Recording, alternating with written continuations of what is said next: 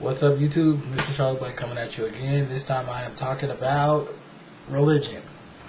Not specifically religion, so this video should be short, so don't scratch it out too soon. But I'm talking about religion in terms of how people perceive it who may not share the same beliefs and values as them. Religion and the fossilized image of religion. People always ask me, okay, so Mr. Charlie Black, are you religious? Are you non-religious? Where do you stand when it comes to religion in general? And this is what I say to them. I say, I go to church. I don't necessarily follow all of the Bible. I am me in every sense of the word. I believe in God. This is who I am. But at the same time, I respect people who have different beliefs and who are at different times in their lives or going through different phases in their lives. So I hear people all the time who listen to me and they feel more comfortable saying this to me. They say, you know, all these Christians act like they're better than everyone, judging anyone when they're out there doing the same thing. And I listen to it and I understand where they're coming from. I totally agree with it because I know that even in my church, certain people can be a little bit twisted. They can practice one thing and preach another. When they're outside interacting with people on a daily basis, they're getting drunk and going crazy and wild and having, multiple sex partners outside of their marriages, or, sleeping with people and causing drama inside the church. And when they're inside on Sunday, it's a whole nother tune that they're singing. They come dressed up like they never have before. They speak as if they never have before, and you take them as that packaged image. I honestly think that it's all bullshit. The problem with religion is not the religion itself, because I think that it can provide you with a lot of standards. Although I have questions about certain pieces of religion that have been put together by man, just because I don't trust man 100% on any aspect of anything. I do believe that a lot of people have this fossilized image of what they feel that a religious person is supposed to be, how they're supposed to look, how they're supposed to feel, especially when it comes to Christianity, because that's dominant in the United States of America. When you hear someone says, oh, he's a Christian man, it's almost as if you're dismissing the idea that he is any less immoral than the person that he stands next to, who could be an atheist. And I don't believe that.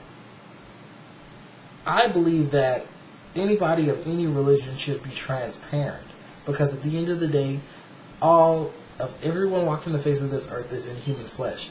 We all have our struggles. And there are those of us who talk about them, who expose them, who get disowned, discommunicated, chastised, ostracized by society. And then there are those of the people who don't remain transparent. They hide all the dirt. They hide all the skeletons in their closet. So when they come to church and they interact with you, they know every word of every scripture, but they do not know how to really rehabilitate themselves, how to go through transition and change for the better. They can play the part, but they cannot become the part. That's where I draw the line. People have their struggles up and down every aspect of the Bible. But it's those who are quick to point out everyone else's struggle before they look at their own and become transparent and honest with themselves, who give a bad name to religion. When someone hears that someone who is a Christian or who is a Muslim or someone of any religion commits a crime, the first thing that they say is, look, and this is supposed to be a Christian. That kills me, because if someone who is an atheist commits a crime, they don't say, and look, this person's an atheist. That's why they did it. They're an atheist. Certain people have that belief, but it's not a wide established thing. If a person is agnostic, they don't have any religion. I don't think that people really too much rely on that. In terms of the Catholic Church and the whole molestation scandal that's going on with all these guys that are coming out crying now that they've been molested. They have been doing so for years now. It's unfortunate that it's happened to a lot of them. If this wasn't a widely accepted or widely acknowledged circumstance, would all of them come out and say, hey, I've been touched too? No, probably not. Does that mean that every Catholic priest is out there touching little boys? No. Does that mean that the Catholic priests who are doing this should give all the other Catholic priests out there a bad name? Oh, most definitely not. I don't think that that's fair, because it's not everyone. And when you sit there and you say, oh, hey, look, it's a Catholic priest supposed to be a man of God, look at how they act in the church. If you rely on that one person to reflect on that entire church, then you are jaded. You are. Fossilized image of anything, I think, is bullshit. People have this whole idea that they're supposed to dress a certain way, act a certain way, think a certain way, feel a certain way, look overall a certain way.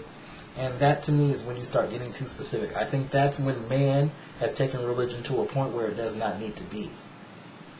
Because no one can judge you based on that outside appearances. Your deeds speak louder than your words. And when I hear people hating on religion because of how it's created, or because of the negative functions of religion, I have to say, hey, wait a minute. Do you sit then and then examine the negative functions of atheism? Or how being agnostic impacts certain behaviors negatively?